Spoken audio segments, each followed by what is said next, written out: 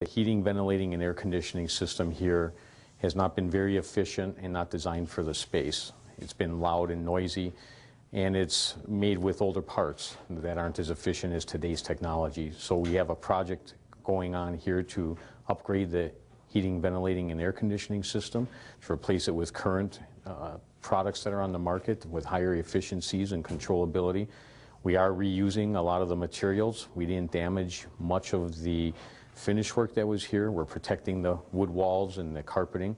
We're using ceiling tiles. Part of what we're doing is we are controlling the dust and the debris so that when we're putting in the new ductwork, it was all protected so that it wasn't allowed to become contaminated with construction debris or dust, so that the first time you turn it on, the air coming out will be clean. You won't spread that dust and the contaminants throughout the space.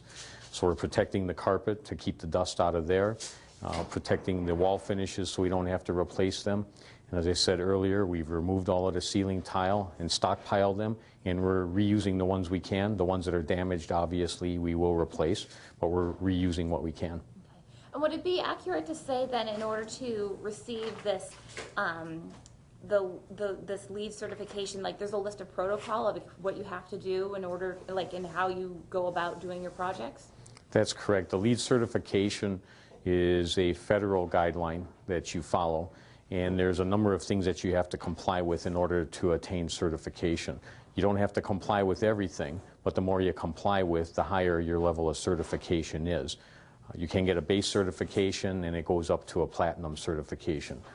With an existing building that's 100 years old, we've got a base certification, and that's quite an achievement, because we are one of the largest and one of the oldest in the state that has that certification. This is going to be a new chemistry and materials engineering lab. The old lab is in another part of the facility. It's been in existence for over 50 years, probably designed 5 years before that, so it's 55-year-old technology. And we are building them a new lab where they can do the chemical test, the chemistry testing and the materials engineering. This is repurposed office space. So right now we've got, the area has been pretty much cleaned out of the old infrastructure, and we've got, the contractors are here this week, and we're building new interior partitions. Okay. So talk to me about what you guys are doing specifically in order to coincide with your LEED certification. Sure. Part of what LEED does is it also looks at employee satisfaction, and part of that is being able to get sunlight in from the outside and to have views outside of windows. So some of the things that we're doing here is we are using a lot of glass on interior walls so that we're going to allow the sunlight to be visible all the way to the interior of the space. Some of the other things that we also try to do is to, again, reuse and repurpose. So what we're going to do in here is we're going to reuse the existing hardwood floor in areas that we can. In the actual chemistry area, though, we'll be stripping that out and putting down some type of sealant on the floor. The existing ceiling that is here in place, the plaster ceiling, we're going to leave intact as opposed to destroying that and demolishing it. And we're going to support a new system a little lower than that so we don't have to get into the old structure. And that took several months. And after that came back and it looked like we would be able to maintain a certification, we decided to go ahead and proceed, and that took us almost a year to do that. So it was a lot of man hours and a lot of dollars. Knowing that it's so much work and it costs so much money, why do it? Well, it's the right thing to do. It's being sustainable, it's being green, it's being a good corporate partner with the community. It's utilizing the resources in the proper way. It's not misusing resources, and it's making sure that resources are available for future generations.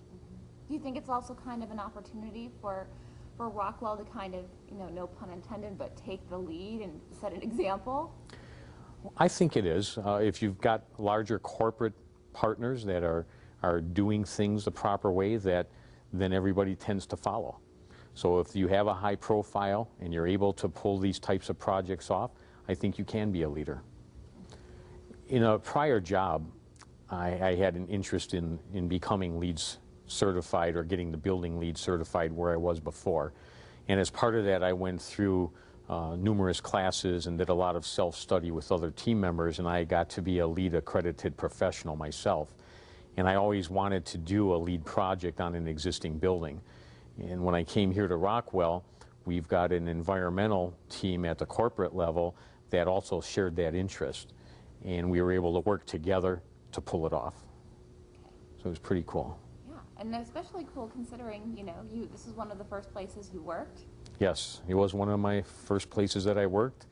I worked on the drill press down on one of the lower floors here, making parts to put myself through school. Wow. And then this is where did your father retire from here, or you worked here for like 30 plus years? Yeah, my dad came here out of the service and worked here for his whole career, which was 30 plus years, and retired about 21 years ago and is still enjoying his retirement.